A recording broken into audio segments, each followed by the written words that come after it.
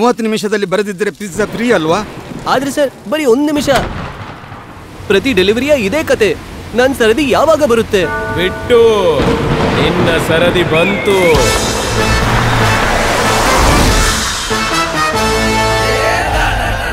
ಟಾಟಾದ ಹೊಸ ಏಸ್ ಪ್ರೋ, ನಿಗದಿತ ಬೆಲೆ, ದೊಡ್ಡ ಕೆಲಸವು ಮಾಡಿ ಈಗಲೇ.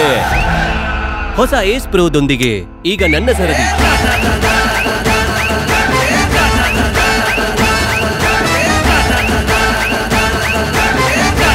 ಜೊತೆಗಿದೆ ಅತ್ಯುತ್ತಮ ಟ್ರಕ್ಸ್ ತಯಾರಿಸುವ ಟಾಟಾದ ಭರವಸೆ.